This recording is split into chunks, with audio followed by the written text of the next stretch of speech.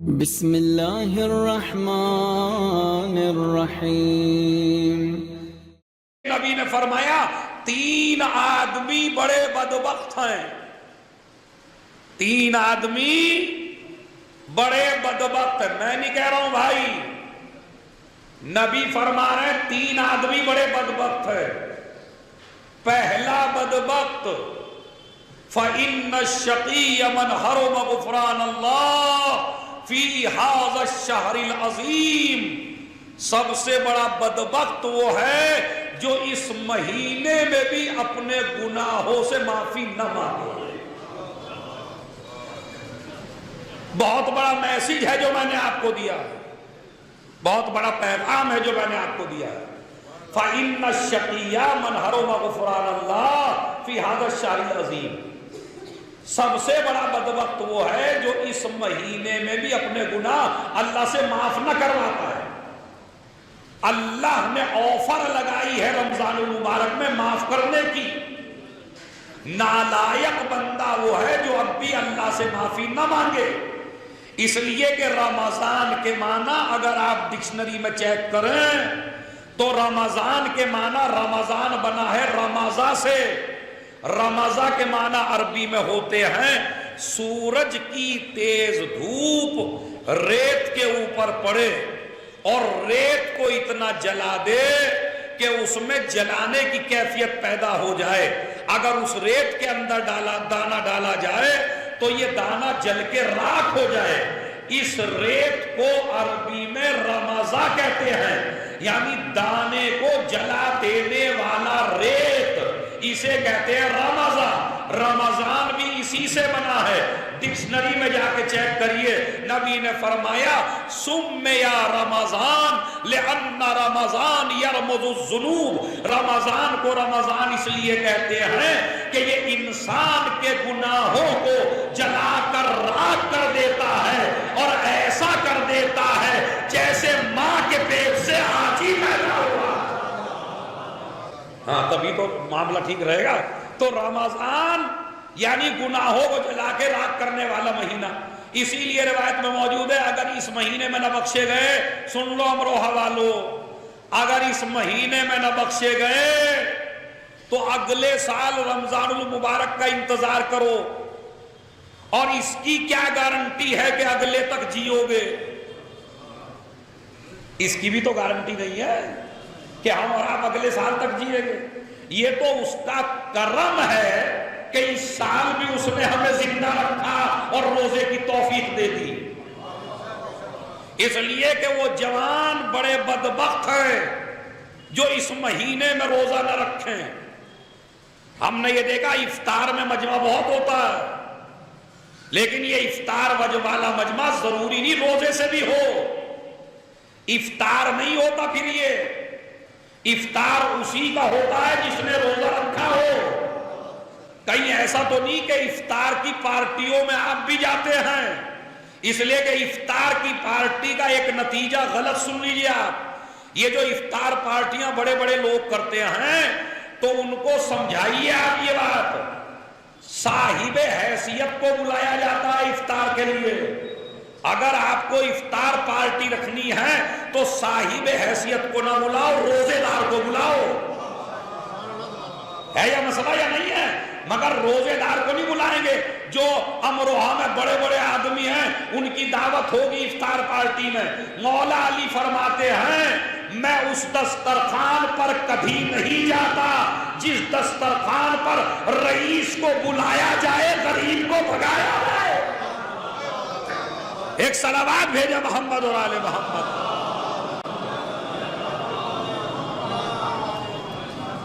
اس دسترخوان پہ آپ نہ جایا کریں۔ اپنے عامل کو، مولانا صاحب بیٹھے ہوئے ہیں، اپنے عامل کو اسی بات پہ ڈانٹا تھا، میں نے سنا ہے تو اپنے گھر رئیسوں کو بہت زیادہ بلا رہا ہے اور غریبوں کو دعوت سے بھگایا جاتا ہے۔ آج دیکھا جاتا ہے میرا اسٹیٹس، روزے میں اسٹیٹس نہیں دیکھا جاتا، روزے میں دیکھا جاتا روزہ کس کا ہے۔ بات سمجھ رہے ہیں؟ تو ایک مسئلہ تو یہ ہے۔ تو رمضان المبارک اپنے گناہوں کو معاف کروانے کا مہینہ، بہترین مہینہ جو آپ کو گناہوں سے پاک کر سکتا ہے۔ لیکن اگر اس میں بھی آپ استغفار نہ کریں، اس میں بھی ایک مرتبہ نہ کہیں استغفر اللہ ربی واتوب الیہ، روایت میں موجود ہے اگر کسی ماں کے ایک ہی بیٹا ہو اور اسے خبر دی جائے تیرا بیٹا مر گیا، ابھی وہ فاتحہ پڑھنے ہی والی تھی کہ بیٹا دوبارہ زندہ ہو کے آ جائے، تو بتائیے یہ ماں کتنی خوش ہوگی؟ زور سے بولیے بھائی۔ یعنی جس ماں کو بتایا گیا تیرا بیٹا مر گیا، ایک ہی بیٹا ہے کل، بتایا گیا تیرا بیٹا مر گیا، ابھی تھوڑی دیر کے بعد یا 40 دن کے بعد، جیسے 40واں ہو رہا ہے حسن محمد صاحب کا اور مر گئے حسن محمد صاحب، ابھی 40ویں کی مجلس ہو رہی تھی کہ حسن محمد صاحب آ کے بیٹھ گئے، تو ان کے بیٹوں کو کتنی خوشی ہوگی؟ ان کی اگر بیوی ہیں تو ان کو کتنی خوشی ہوگی نہیں ہوگی؟ اس خوشی کو کوئی آدمی الفاظ میں بیان نہیں کر سکتا۔ تو روایت میں ہے ماں کا لفظ کہ اگر ایک ماں کے ایک ہی بیٹا مر گیا، 40واں تھا، خبر دی گئی تیرا بیٹا زندہ ہو کے آ گیا، کتنی خوش ہوگی ماں؟ بھائی امروہہ والے بڑے علمی بات سننے کے عادی ہیں، تو ذرا میں بڑی عجیب و غریب بات پیش کر رہا ہوں، روایت میں موجود ہے، امام فرماتے ہیں جتنا ایک ماں اپنے ایک بیٹے کو دیکھ کے خوش ہوتی ہے، اس سے زیادہ پروردگار اپنے اس بندے کو دیکھ کے خوش ہو رہا ہے کہ جو گناہ کرنے کے بعد کہہ دے استغفر اللہ ربی واتوب الیہ، پروردگار مجھ سے ہو گیا، پروردگار ہوں تو تیرا ہی بندہ، مجھ سے غلطی ہو گئی، مجھ سے خطا ہو گئی، کوئی بھی گناہ ہو لا تقنطوا من رحمت اللہ، اللہ کی رحمت سے مایوس ہونے کی ضرورت نہیں ہے۔ ابھی وہ یہ مسئلہ ہے شریعت میں، اللہ تھوڑے تھوڑے کاموں کا بہت زیادہ ثواب دیتا ہے، بہت زیادہ ثواب۔ ایک گناہ وہ ہے جو آپ کے اور خدا کے درمیان میں ہے، ایک وہ ہے جو آپ کے اور بندے کے درمیان میں ہے۔ آپ نے نماز نہیں پڑھی، آپ نے روزہ نہیں رکھا، یا نماز کبھی پڑھی کبھی نہیں پڑھی، حج واجب تھا نہیں کیا، زکوٰۃ واجب تھی، خمس واجب تھا نہیں دے پائے، کبھی دیا کبھی نہیں دیا، گنڈے دار نماز پڑھی، تو یہ اللہ کے اور تیرے درمیان کا گناہ ہے، ہو سکتا ہے اللہ تجھے معاف کر دے، جب تو معافی مانگے گا رمضان المبارک میں تو اللہ تجھے معاف کر دے گا۔ ایک چیز ہے تو نے کسی بندے کا حق چھینا، تو چاہے ایک رمضان المبارک کیا 70 سال رمضان المبارک کے روزے رکھتا رہے اور نماز شب پڑھتا رہے اور دینداری کرتا رہے اور مجلس و ماتم کرتا رہے اور نوحے اور مرثیے پڑھتا رہے، مگر کسی کا حق مار لیا آپ نے، تو اب اللہ بھی آپ کو معاف کرنے والا نہیں ہے۔ ذرا یہ بتائیے اس میں غلط تو نہیں ہے کچھ؟ بالکل صحیح ہے نا؟ تو یعنی کتنے گناہ اللہ معاف کرتا ہے؟ آپ نے جھوٹ بول دیا، آپ نے حسد کر لیا، آپ نے کچھ کر لیا، یہ سب گناہ اللہ معاف کر سکتا ہے، لیکن آپ نے کسی بندے پہ ظلم کر دیا تو اللہ معاف کرنے والا نہیں ہے جب تک کہ یہ بندہ معاف۔ اچھا یہ آپ ہمارے سنی بھائی بہت زیادہ رہتے ہیں امروہہ میں، ان کے مولوی مفتیوں سے بھی جا کے پوچھئے کہ بھائی اللہ کون سے گناہ معاف کرتا ہے؟ اللہ رحمان ہے، اللہ رحیم ہے، اللہ غفار ہے، کون سے؟ تو کہیں گے جہاں سارے گناہ معاف کر دیتا ہے، لیکن اگر بندے کا دل دکھایا تو نہیں معاف کرے گا۔ اب سمجھ میں آیا حسین نے کربلا کے میدان میں حر کو معاف کر کے جملہ کیوں کہا تھا، میں نے بھی معاف کیا۔ آگے کا جملہ ذرا آپ بول دیجئے۔ اچھا بہت بڑی فضیلت ہے امروہہ والوں تمہارے درمیان، ایک آدمی بھی خاموش نہ رہے، بڑا جملہ ہے۔ ہر آدمی کو یہ تو اختیار ہے کہ وہ اپنے مجرم سے کہے میں نے معاف کیا، مگر اتنی ہمت کسی میں نہیں ہے کہ یہ کہے میرے خدا نے بھی معاف کیا۔ یہ تو وہی کہہ سکتا ہے جسے معلوم ہو جو میری مرضی ہے وہی خدا کی۔ اسی لیے بہترین موقع ہے رمضان المبارک، آفر لگی ہوئی ہے، آفر سن لو، اچھی سی صلوات سن لو، آفر بتا کے مجلس تمام ہے۔ یہ تو آپ کو پتا ہے مجلس بڑی ٹف ہے، بڑی علمی ہے، مگر سنیے آفر، سنیے آفر، نبی نے فرمایا من تلا فیہ آیتن من القرآن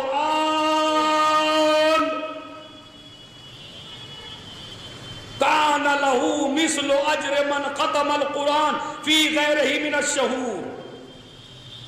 جو انسان رمضان المبارک میں ایک آیت کی تلاوت کر لے، کتنی؟ زور سے بولیے بھائی، ہاں بجلی بھی چلی گئی، زور سے، ایک۔ جو انسان ایک آیت کی تلاوت کر لے، اللہ اسے ایک آیت کے بدلے میں پورے قرآن کا ثواب دیتا ہے۔ 11 مہینوں میں ایک قرآن پڑھو گے تو ایک قرآن کا ثواب ملے گا۔ رمضان المبارک میں آیت ایک پڑھو گے، ثواب کتنا؟ زور سے بولیے بھائی، آیت ایک پڑھو گے ثواب ملے گا پورے۔ اب میں پورے مجمع سے ایک ایک قرآن ختم کروا دوں، بسم اللہ الرحمن الرحیم، سب مل کے پڑھیے، بسم اللہ الرحمن الرحیم، یہ ایک آیت ہو گئی۔ اگر آپ بسم اللہ الرحمن الرحیم بھی پڑھنے رمضان المبارک میں تو ایک قرآن کا ثواب ہے، اور اگر کوئی آدمی ایک قرآن ختم کر لے رمضان المبارک میں تو کتنا ثواب ہے؟ 6000۔ قرآن میں آیتیں کتنی ہیں مشہور؟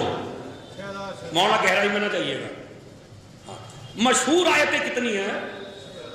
6600۔ تو اگر ایک قرآن پڑھ لیا تو کتنا ہو گیا؟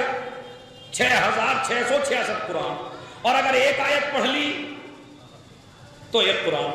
تو اگر اس آفر سے بھی آپ نے فائدہ نہ اٹھایا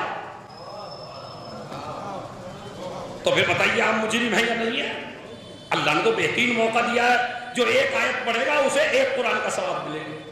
اچھا یہ بھی سن لیجئے، جب تک آپ قرآن نہیں پڑھیں گے تب تک جنت میں اچھا درجہ نہیں ملے گا آپ کو۔ میں امروہہ میں آج بڑا مسئلہ کلیئر کر کے جا رہا ہوں، جملہ سن لیجئے۔ اس لیے کہ جنت میں جانے کی 2 شرطیں ہیں، ایک شرط ہے درجہ بڑھوانے کی اور ایک شرط ہے جنت میں داخلے کی۔ اب میں بھی دیکھتا ہوں کون سا مجمع وہاں تک جو کرسیوں پر بیٹھا ہے خاموش رہ جاتا ہے۔ میں بھی خطیب ہوں تو جملہ سن لیجئے، دیکھیے کیسے خاموش رہتے ہیں آپ۔ جنت میں جانے کی ایک شرط ہے، درجے بڑھوانے کی دوسری شرط ہے۔ نبی نے ارشاد فرمایا قرآن مجید میں جتنی آیتیں ہیں اتنے ہی جنت میں درجات ہیں۔ جنت میں درجات کتنے ہیں؟ ارے بول دیجئے اب تو زور سے۔ اس میں راجدھانی میں کتنے درجے ہوتے ہیں؟ 3، 3rd، 2nd، 1st، بس۔ لیکن جنت میں درجے کتنے ہیں؟ 6666۔ قرآن میں آیتیں کتنی ہیں؟ 6666۔ نبی اور امام، 6ٹھے امام، 7ویں امام، 2 اماموں سے یہ حدیث ہے، کیا فرماتے ہیں؟ من مات من اولیائنا وشیعتنا ولم يحسن القرآن علما فی قبرہ فإن درجات الجنة على قدر عدد آیات القرآن یقال لقاری القرآن اقرا ورقا۔ آپ اپنی ضمیر بیدار کر کے 7ویں آسمان پہ پہنچ جاتے اگر حدیث سمجھ میں آ جاتی۔ پتہ کیا فرمایا امام نے؟ جو ہمارے چاہنے والوں میں سے مر جائے اور اسے قرآن نہ آتا ہو علما فی قبرہ، تو اسے قرآن پڑھایا جائے گا قبر کے اندر، یعنی بغیر پڑھے جنت میں جانے والا۔ کیوں؟ اس لیے کہ جتنی جنت کے درجات ہیں، جتنی قرآن میں آیتیں ہیں اتنی جنت میں درجات ہیں۔ جتنی آیتیں پڑھتا چلا جائے گا اب یہیں پہ تو میں نے دعویٰ کیا تھا، جتنی آیتیں پڑھتا چلا جائے گا درجے لیتا چلا جائے گا۔ جنت میں جانے کی 2 شرطیں ہیں۔ پہلی شرط ہے ولایت علی، ولایت علی کے بغیر جنت میں جانے والا نہیں ہے، اور جنت کے درجے ملیں گے قرآن کے اعتبار سے۔ ولایت علی درجے نہیں دلاتی، ولایت علی داخلہ دلائے گی، قرآن درجے بڑھائے گا۔ اسی لیے نبی نے فرمایا 2 چیزیں چھوڑ کے جا رہا ہوں، ایک قرآن ہے، ایک اہل بیت۔ تو مسئلہ کیا طے ہوا بھائی؟ قرآن تو پڑھنا چاہے تو یہی پڑھ لو مولویوں سے، یا پھر ڈنڈے لگوا کے فرشتوں سے پڑھنا، قبر میں پڑھنا تو پڑے گا۔ یہ تمہیں حدیث میں نے سنا دی، بغیر قرآن کے جنت ملنے والی، جنت میں داخلہ ممکن نہیں ہے جب تک کہ قرآن آپ کے ساتھ نہ ہو۔ اب رمضان المبارک کی آفر، ایک آیت پڑھے گا، ایک قرآن کا ثواب۔ آپ نے سورہ فاتحہ پڑھ دی اپنے مرحومین کے لیے، ایک سورہ فاتحہ، ایک سورہ فاتحہ کا رمضان المبارک میں کتنا ثواب ہے، اس کو پڑھ کے مصائب کے آدم صلوات پڑھنے محمد رسول اللہ۔ بس ماشاءاللہ آپ نے بڑی اچھی مجلس سنی اور بڑی توجہ سنی۔ ایک آیت پہ ایک قرآن، تو سورہ حمد میں کتنی آیتیں ہیں؟ دور سے بولتے رہیے، 7۔ اور سورہ قل هو اللہ میں کتنی آیتیں ہیں؟ 4۔ لیکن بسم اللہ لگا لو 5۔ کتنی دفعہ سورہ فاتحہ پڑھی، کتنی دفعہ قل هو اللہ پڑھی؟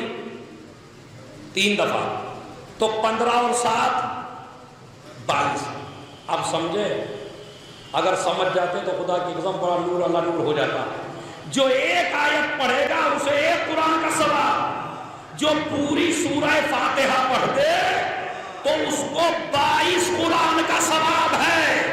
اب اگر اس مجلس میں ایک مرحوم کو ایک آدمی 22 قرآن پہنچا دے تو نہ دہشت قبر میں